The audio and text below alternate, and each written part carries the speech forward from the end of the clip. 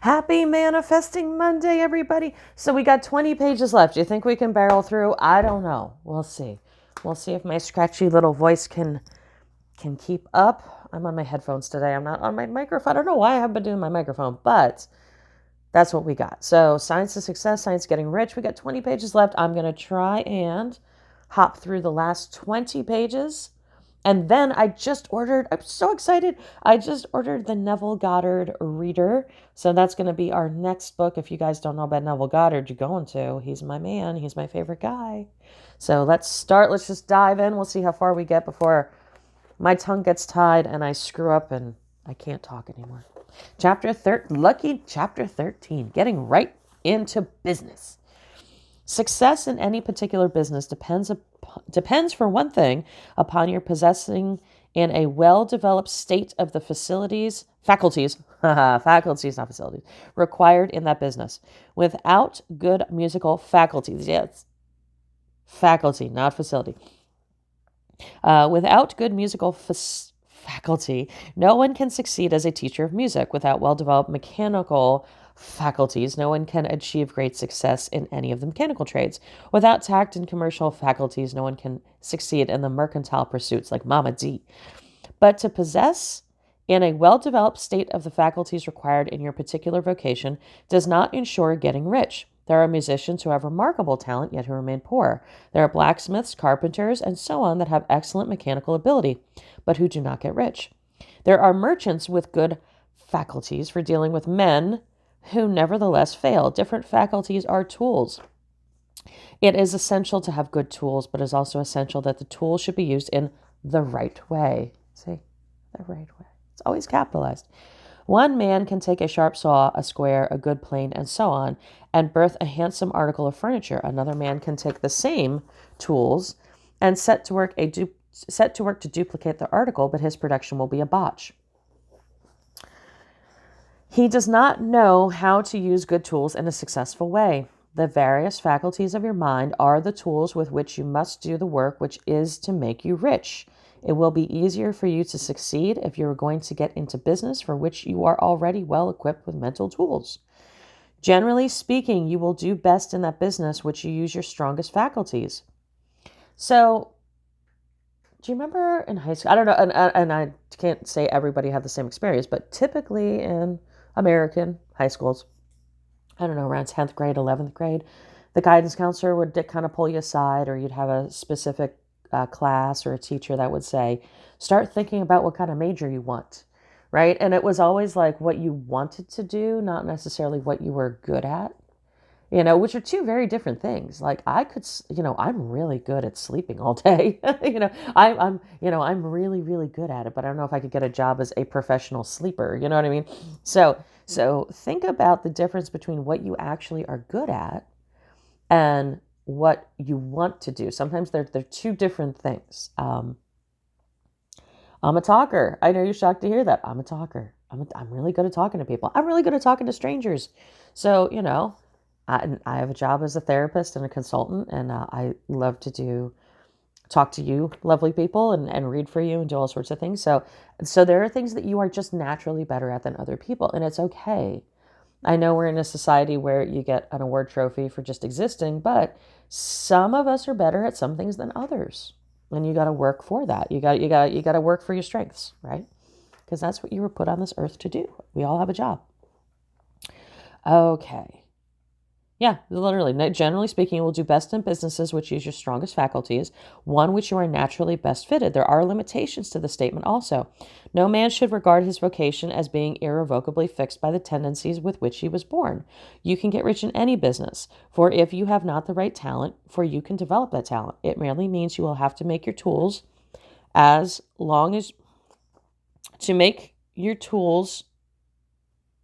you go along instead of confining yourself to the use of those tools with which you were born. It will be easier for you to succeed in a vocation which you already have talents and a well-developed state, but you can succeed in any vocation, for you can develop any rudimentary talent. And there is no talent of which you do not have the least rudiment, at least the rudiment. You will get rich most easily in point of effort if you do that for which you are best fitted. But you will get rich most satisfactorily if you do that which you want to do, right? So basically saying you can get rich doing anything because all of us possess basic talents, but you're going to be happiest, you're going to be most satisfied in something you'd like to do, right? Doing what you want to do in life, there is no real satisfaction in living if we are compelled to be forever doing something which we do not like and can never do what we want to do. And it is certain that you can do what you want to do. The desire to do it is proof that you have within you the power which can do it. Desire is a manifestation of power. The desire to play music is the power which music in which let me start over. The desire to play music is the power which can play music, seeking expression and development. Does that sentence sound right? The desire to play music is the power which can play. Oh yeah, okay. The power. Okay. Wow. Mama D needs her caffeine and some new glasses. The power which can play music, seeking expression and development. The desire to invent mechanical devices is the mechanical talent seeking expression and development. There is no power, either developed or undeveloped, to do a thing. There is never any desire to do that thing, and where there is a strong desire to do a thing, it is certain proof that the power to do it is strong and only requires to be developed and applied in the right way. All things else being equal, it is best to select the business for which you have the best developed talent. But if you have a strong desire to engage in any particular line of work, you should select that work as the ultimate end at which you aim. You can do what you want to do, and it is your right and privilege to follow the business or avocation which will be most congenial and pleasant. You are not obligated to do what you do not like to do, and you should not do it except as a means to bring you to the doing of things you want to do. So Alan Watts, if you guys know who Alan Watts is, he pretty much brought Eastern philosophy to the West. Blake did. There were others before that. I'm not going to say Alan Watts, but he was like the beatnik 60s guru that really started introducing those. He had a television show, I think it was called the Cosmic Egg or something like that. He had a television show that was really introduced mass people in the West to Eastern philosophy. And he had one that was like about doing what you want to do. And his thing was, I hate paperwork. I hate the smell of paper. I hate the sound of paper. So I don't have anything to do with paper. I give that to my accountants, right? And that struck with me because I feel the exact same way. So it's like, but are there times, I have to get my receipts in order. I have to put everything in a file folder. Yes, I do. And I do it, and I have to do it because it keeps me doing the other things I want to do. But I leave the bulk of the work to accountants and lawyers. You see what I'm saying? I didn't become an accountant and a lawyer because I hate that stuff. It's just not me. But the accountants and lawyers that I know love it. They absolutely love it. And that's great. And so that's why they're really good at it. Okay. So that's what he's saying. Like sometimes you have to do stuff you don't want to do, but like, think of it like putting all your receipts together or keeping your files nice so that other people can do the next part for you. But you can make a pleasure of doing it by knowing it is making it possible for you to come to the doing of what you want to do. That's exactly why I do it. If you feel that you are not in the right vocation, do not act too hastily in trying to get into another one. The best way generally to change business or environment is by growth. Do not be afraid to make a sudden and radical change if the opportunity is presented, and if you feel after careful consideration that it is the right opportunity. But never take a sudden or radical action when you are in doubt as to the wisdom of doing so. I always say don't make a decision out of fear. That is the worst thing you can do. There is never anything on the creative plane, and there is never any hurry on the creative plane, and there is no lack of opportunity. When you get out of the competitive mind, you will understand that you never need to act hastily. No one else is going to beat you to the thing you want to do. There is enough for all. If one space is taken, another and a better one will be opened up for you a little further on. There is plenty of time. When you are in doubt, wait.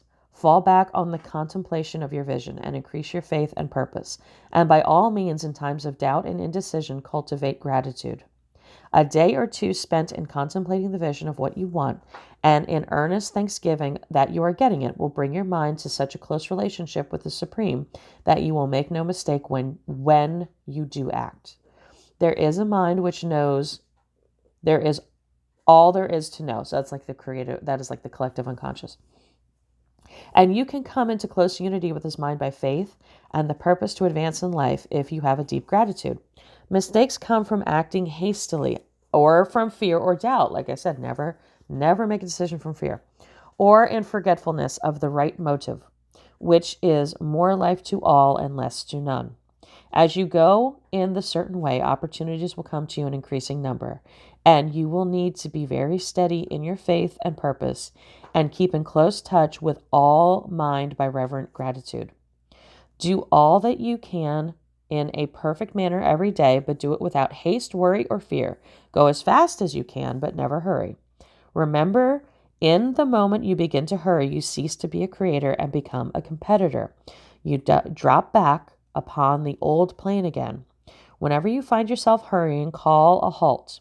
Fix your attention on the mental image of the thing you want and begin to give thanks that you are getting it. The exercise of gratitude will never fail to strengthen your faith and renew your purpose. Okay, impression of increase. Let's see, how far can we go with this one? Oh, yeah, this is okay. Can you guys hang in for another chapter? If not, I understand. You can hit pause. You can come back later, but I'm gonna press on to the next chapter. Okay, the impression of increase. Whether you change your vocation or not, your actions for the present must be those pertaining to the business in which you are now engaged. You can get into the business you want by making constructive use of the business you are already established. Yeah. My Philly came back there. I had my hard R's. Yeah, R's already established. By doing your daily work in a certain way. What is it? Oh, not this guy. What's his name? Oh, I can't think of it. Napoleon Hill. He talks about do the best with the work that is on your desk right now. It doesn't matter if there's one thing on your desk. Work with what you have right now and do best with it. And insofar as your business consists in dealing with other men, whether personally or by letter, the key thought of all your efforts must be to convey to their minds the impression of increase. Increase is what all men and women are seeking. It is the urge of the formless intelligence within them. Seeking further expression. By the way, my puppy, my brand new Chihuahua puppy is... What are you doing? She's wiggling her butt. She's kind of making noises in the background here. I would love to put her on camera, but she runs away. She hasn't learned to be ridiculous like the other dogs yet. Yeah, they're both. I got the two with me. I got Lucy and Peanut is the puppy. They're locked in my office with me because Gypsy needed some alone time. She's upstairs watching TV. Okay, the desire for increase is inherent to all nature. It is the fundamental impulse of the universe. All human activities are based on the desire for increase. People are seeking more food, more clothes, better shelter, more luxury, more beauty, and more knowledge, more pleasure. Increase is something, more life. Increase in something, more life. Every living thing is under this necessity for continuous advancement. Where increase of life ceases, dissolution and death set in at once. Man instinctively knows this, and hence he is forever seeking more. This law of perpetual increase is set forth by Jesus in the parable of the talents. I'm sorry. In the parable of the talents. Only those who gain more retain any. From him who hath not shall be taken away everything which he hath. So whoever doesn't have anything, everything will be taken away. Kind of like you use it or you lose it. The normal desire for increased wealth is not evil or reprehensible. It is simply the desire for a more abundant life. It is aspiration. And because it is the deepest instinct of their natures, all men and women are attracted to him who can give them more of a means of life. In following a certain way as described in the foregoing pages, you are getting continuous increase for yourself, and you are giving it to all with whom you deal. You are a creative center, and from which increase is given off to all. Be sure of this and convey assurance to the fact to every man, woman, and child with whom you come in contact with. No matter how small the transaction, even if it be only the selling of a stick of candy to a small child, put to it the thought of increase and make sure the customer is impressed with the thought. Convey the impression of advancement with everything you do so that all people shall receive the impression that you are an advancing man, and that you advance all who you deal with, even to the people whom you meet in a social way, without any thought of business, and to whom you do not try to sell anything. Give the thought of increase. You can convey this impression by holding the unshakable faith that you yourself are in the way of increase, by letting this faith inspire, fill, and permeate every action. Do everything that you do with the firm conviction that you are an advancing personality and that you are giving advancement to everybody. Now, it sounds a little like narcissism, the way, I don't know, maybe I'm reading it that way, but it sounds a little, but I get, like, I was hanging out with people last night and just from what I do for a living and like I study this stuff a lot. Like to say I read a few hours a day is, at least. So I study, and I don't read fun, like nonfiction books. Like I don't read fiction books. I read nonfiction. So I read a lot of this stuff, a lot of old stuff. And just from hearing how people speak, I hear the negativity. I hear the constant negativity. Hold on. What are you doing? Are you chewing on something? Oh, I want to pick this dog up so bad. Let me see if she'll let me. Are you chewing on stuff? Oh, she let me pick her up. Let's see if we can put her on camera here. Ah, she's so tiny. We'll get back to the negativity story in a second. Can we? I don't know if I can. Oh, I don't want to mess my camera set up, but she's right here. Hold on. Let's see if I can stick her under the camera. Hi. I can't really get her under the camera. I might have to put her on my lap so she behaves while I'm reading. But yeah, so back to the negativity stuff. There was a young man who was talking about how he couldn't find an apartment because right now with real estate, everything's crazy, right? And I said, oh no, I know somebody in real estate. She can get you an apartment. And he's like, well, I don't want to pay this and only get 400 square feet. And I don't want to do this. And I said, no. I know a lady. And he's like, well, who does she work with? What company? And I'm like, well, she works for herself. And he goes, no, she has to work with a real estate broker. I'm like, no, she does her own stuff. She flips her own houses.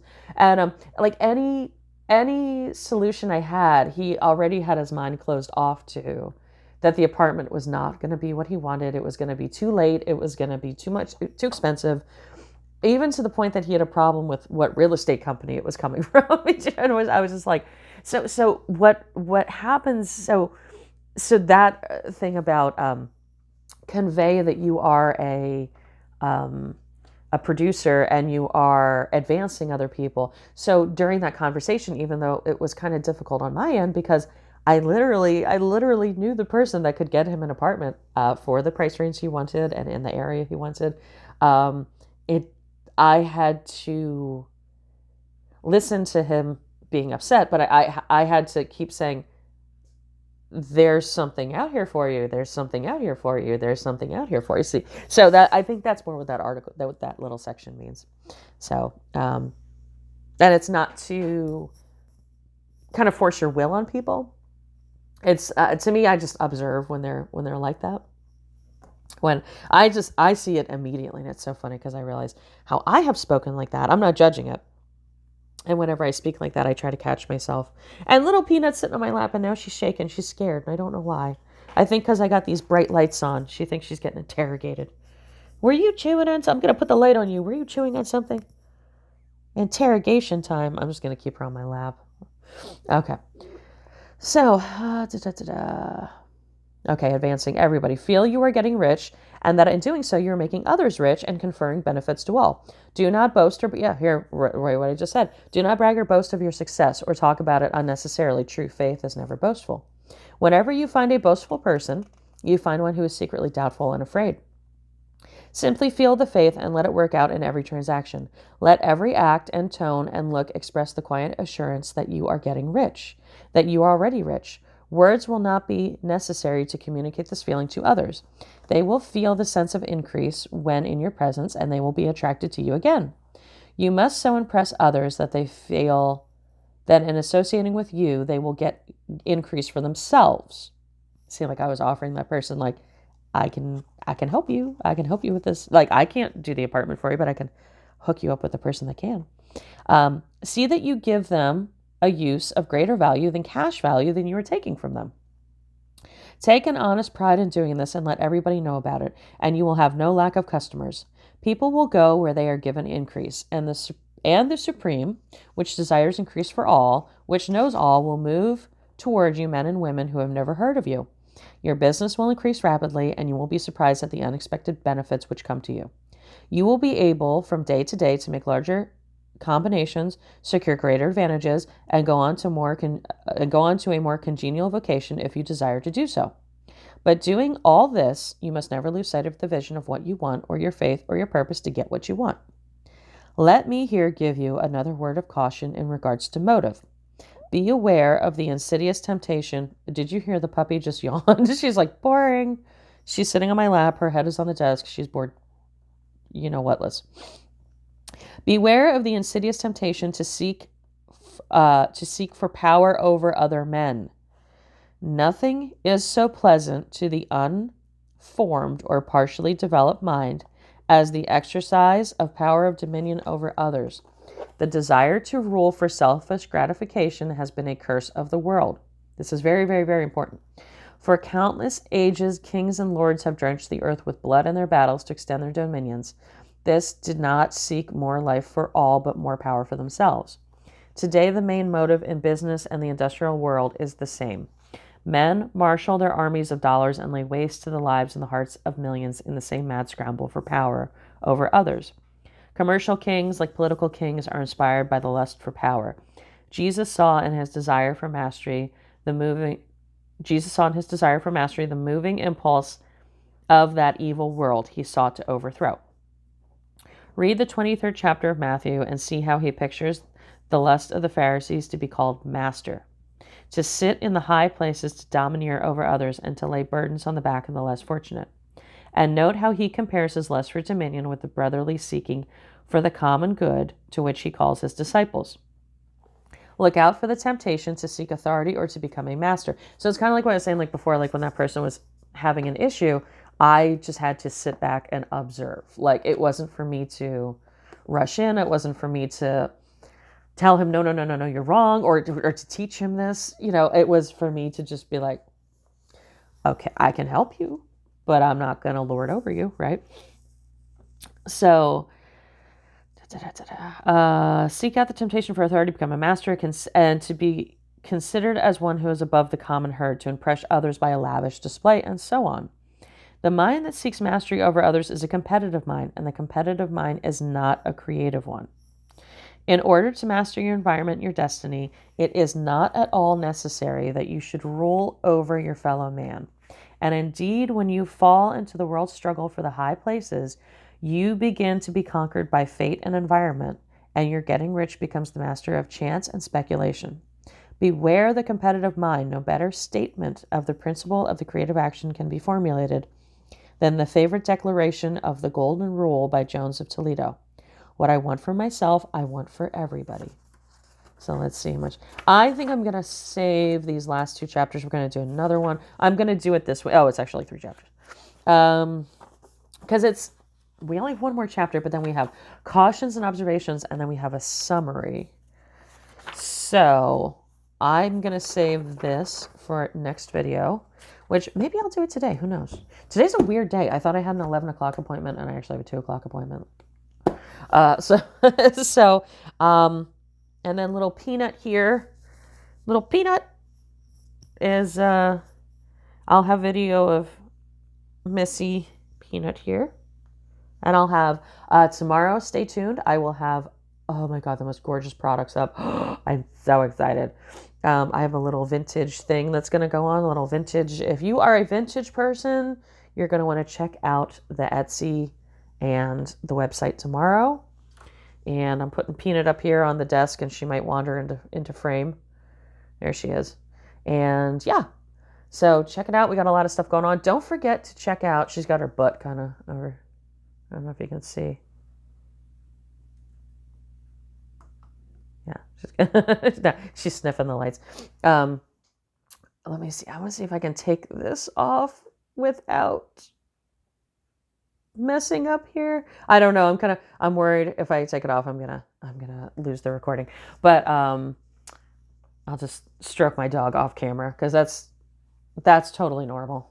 Don't forget that we have those soaps. I'm going to do the 3-pack today. So if you wanted to try those brand new soaps, they are amazing. They are the best soaps. And June, I'm going to have I'm going to do a quarterly large Moma Delia box. So you can try things out, but you'll get full sizes of things and it'll be big and in charge and it'll keep you through a couple months worth of stuff. So there you go. I hope you guys have a great day. And today's my first Monday getting back into the swing of things, which is awesome. So let me know if you need anything at all. And if I haven't gotten back to you about something, just let me know. Just, text me. I'm still answering some. Oh, here she is. I'm still answering a couple emails from stuff. From the weekend, from everything that happened. So I am okay. Some people asked if I was okay. I am okay. And yeah, there you go. Little peanuts on camera. Have a great day, guys. Thanks so much.